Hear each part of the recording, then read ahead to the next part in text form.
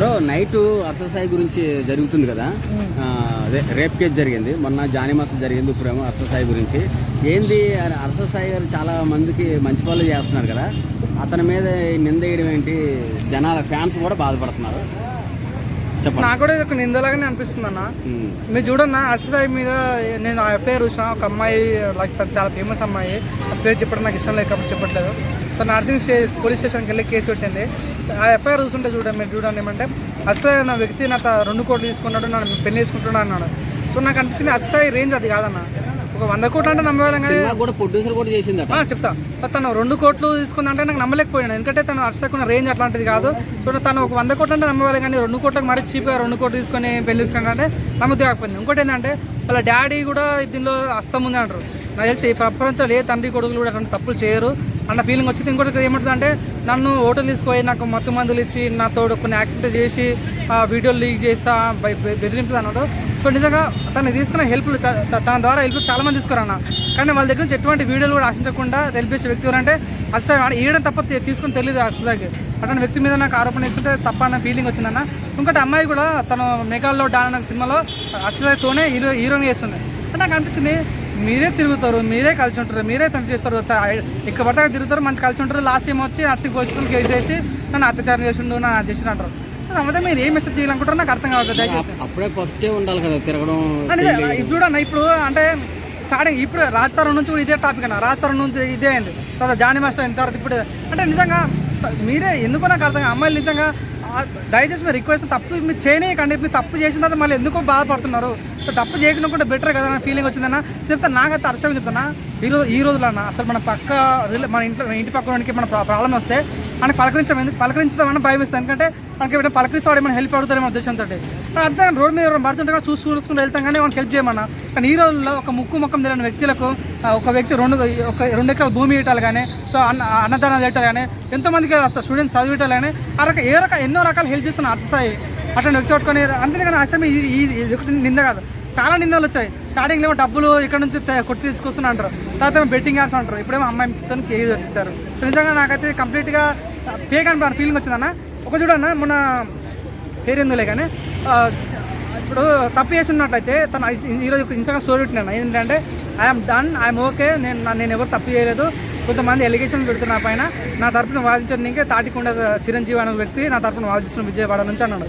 ఇంకా తప్పించుకున్న వ్యక్తి అయితే ఎక్కడో పారిపోయి దొరుకుతుండే, కానీ తప్పించుకోలేదు. క్లియర్ చెప్తాను నేను ఆమె ఇయ్యారని చెప్తున్నాను కాబట్టి స్విచ్ ఆఫ్ చేశారు కదా. సో చూడండి అన్నగా మీరు అవునన్నా కాదన్న మాకైతే నమ్మకం ఫోన్ స్విచ్ ఆఫ్ చేసిన అయితే స్టోరీ అయితే పెట్టాడు క్లియర్గా. సో మేమైతే కాల్ చేయలేం కాబట్టి నేను చెప్పింది నిజమని ప్రజలు నమ్ముకోవద్దు. సో అర్సల్ తప్పు చేసి అర్సల్ని శిక్షించండి. ఒక అమ్మాయి తప్పు చేసి అమ్మాయి మీద కూడా శిక్షించాలి, ఎందుకంటే పరుణాస దామి ఇప్పుడు చాలా ఇదే జరుగుతుంది కాబట్టి అమ్మాయి మీద ఏవో తప్పు చేసి అమ్మాయి శిక్షించాలని కోరుకుంటారు. రీసెంట్ 1 అవర్ క్రితం TV9లో ఆడియో ఇచ్చాడు కదా, ఆడియో లీక్ అయింది. ఆ ఇద్దరు మాట్లాడుకుంది, ఆ ఆడియోలో కూడా నేను తప్పు చేయలేదని చెప్పాడు. సో ఇప్పుడు మీరు చెప్పారు బ్రో, అంటే కలిసినంత వరకు బాగానే తిరుగుతున్నారు, ఒక్కసారి ఏదైనా తేడా వస్తే ఇలా వస్తుందని. ఇది రెగ్యులర్గా జరుగుతుంది. ఇప్పుడు జానీ మాస్టర్ దగ్గర అవ్వచ్చు, రాజ్ తరుణ్ అవ్వచ్చు, వీళ్ళందరూ కలిసినంత వరకు బాగానే కలుస్తూ తిరుగుతూ మీరు అన్నట్టు చట్టపడాలి తిరుగుతూ ఎక్కడ పడితే అక్కడికి వెళ్తూ హ్యాపీగా ఉంటూ, ఎక్కడైతే వాళ్ళకి సరిగా అవ్వట్లేదు అంటే అమ్మాయి చెప్పిన మాట వాడు వినట్లేదు, లేకపోతే ఏమన్నా బ్యాడ్ జరుగుతుంది అక్కడ రివర్స్ అయిపోతున్నారు. ఇది ఎంతవరకు కరెక్ట్? ఇది ఒక ట్రెండ్ అయిపోయింది. లాస్ట్ జానీ మాస్టర్ అవ్వచ్చు, రాజ్ తరుణ్ అవ్వచ్చు, ఇంకా మనకు తెలిసింది రీసెంట్ వీళ్ళే, తెలియని చాలా మంది ఉన్నారు ముందు. ఇది ఒక ట్రెండ్ అయిపోయింది. వెళ్ళిపోయి పోలీస్ స్టేషన్కి వెళ్ళిపోయి కేసు పెట్టాడు. ఇది ఎంతవరకు కరెక్ట్? మగాళ్ళకి సేఫ్టీ ఉందా లేదా? అసలు ఏంటి పరిస్థితి? నిజం కరెక్ట్ అన్న, అవును కాదన్నా ఈ ఇష్యూస్ జరుగుతూ ఉన్నాయి. అంటే నాకు అనిపిస్తుంది ఏంటంటే ప్రతి ఒక్క తల్లి అన్న మన కొడుకు బయటికి వెళ్తుంటే అరే బయటికి వెళ్తున్నాం జాగ్రత్త అని చెప్తారు, కానీ ఏ తల్లి కూడా నిజంగా ఈ రకంగా పిల్లల అమ్మాయిలు కూడా చెప్పాలి. ఎందుకంటే నిజంగా అబ్బాయిలు కూడా చాలా మంది సిన్సియర్ లవ్ చేసేవాళ్ళు ఉంటారు అన్న. సో ఈ రకంగా చేయడం అనేది బాగా ఉండదని ఫీలింగ్ వచ్చింది. రాజస్థాన్ పర్సనల్ ఇష్యూ, ఇది మన అర్సల్ పర్సనల్ ఇష్యూ.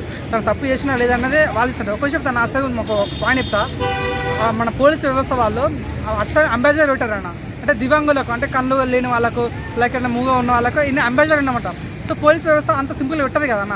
సో అంత మంచి వ్యక్తి కాబట్టి తను అంబాసిడర్ పెట్టారు. ఒక విషయం తను నిజంగా నేను చెప్పాల్సింది మీడియా మాట్లాడుతున్నా. సో నిజంగా మొన్న రీసెంట్గా ఆదిలాబాద్లో ఒక అమ్మాయి పైన, ఒక ఆదివాసి అమ్మాయి పైన ఆదిలాబాద్లో అమ్మాయి పైన రేప్ చేస్తే ఊరు వచ్చి వర్షం చూస్తుంటే ఏ మీడియా ప్రొజెక్ట్ చేయడు. మీకు కావాల్సిన రాజ్ తరుణ్, మీకు కావాల్సిన జానీ మాస్టర్, మీకు కావాల్సిన ఆర్చర్ సాయి. ఇదేనా నాకు అర్థం? మీడియా మీరు ఏం పని మిమ్మల్ని అనేట్లయితే చెప్తున్నా, సహజంగా అనేస్తున్నా. సో ఎప్పుడు సెలబ్రిటీలే కావాలా మాలాంటి వాళ్ళగా. మొన్న భూపాల ఒక ఊర్లో ఒక అమ్మాయి నర్సరీ అవుతున్న ఒక అమ్మాయి పైన రేప్ చేస్తుంటే ఏ మీడియా మాట్లాడదు. మీకు కావాల్స్తున్నారు జానీ మాస్టర్ ఆడుకోండు, జానీ మాస్టర్ పక్క వాళ్ళకోండు, అర్సా ఇది చేస్తున్నాడు, అర్సా ఈడ బుక్ అయ్యిండు, ఆడ బుక్ అయ్యిండు, ఫోన్ లేపట్లేదు. ఏంది మీడియా అంటే ఏంది అసలు? ఓన్లీ మీకు డబ్బు ఉన్న వాళ్ళకి ఇస్తారా, మళ్ళీ పేదలను పట్టించుకోరా?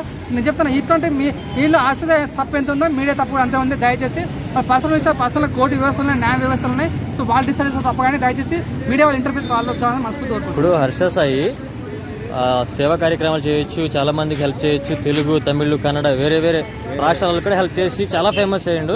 ఇది సేమ్ టైం సినిమా కూడా తీసిండు మెగాడాన్ అని చెప్పేసి. అంటే ఇంత హ్యూజ్ రేంజ్ పాజిటివ్ని తీసుకున్నట్టు ఈ చిన్న ఒక విషయం రేప్ అనే కేసు పెట్టడం వల్ల ఆ మొత్తం అంటే అంటారు కదా మనకి వైట్ బోర్డులో ఒక చిన్న మచ్చ పెడితే మొత్తం వైట్ బోర్డు మొత్తం వేస్ట్ అయిపోతుంది. ఇప్పుడు అంతా వేస్ట్ అయ్యే ప్రాసెస్ ఉందా ఒకవేళ ఇది కన్ఫర్మ్ అయితే రేప్ అనేది? ఆ ఫేమ్ మొత్తం పోతుందా? మీరు బోర్డుతో పోల్చారన్న చెప్తున్నా. అదే బోర్డు ఇంకా పెద్దగా ఉంటుంది. ఆ బోర్డుకి ఎంత మచ్చలేసినా కూడా అది అట్లనే ఉంటుంది. సో నాకు నమ్మకం 100% అర్ససాయి తప్పు చేయడు. తప్పు చేసినా కూడా అర్ససాయి శిక్షించాలి. తప్పు చేసినప్పుడు కూడా తన అదే విధంగా హెల్ప్ తప్పు చేసినా చేయకుండా హెల్ప్ నుంచి కంటిన్యూ చేయాలని కోరుకుంటున్నాను. ఎందుకంటే మనకు ఒక పూర్వీకులు ఇచ్చిన సామెత ఉంది, ఒక తెల్ల బోర్డులో ఎంత తెల్ల స్వచ్ఛంగా ఉన్నా ఒక చిన్న నల్లమచ్చ అనేది కనిపించిందంటే అందరి కళ్ళు నల్లమచ్చ మీదే పడతాయి. ఇప్పుడు అర్ససాయి పరిస్థితి ఏంటి ఈ మచ్చ వల్ల? సో నేను చెప్తాను ఆ నల్ల మచ్చని మళ్ళీ తెల్ల మచ్చ చేసి కవర్ చేస్తాను కోరుకుంటారు. ఎటువంటి తప్పు చేయడం నాకు నమ్మకం ఉంది. 100% మంచిగా కొంచెం కడిగిన ముత్యంలాగా బయటకు వస్తానని కోరుకుంటున్నాను. Okay thank you.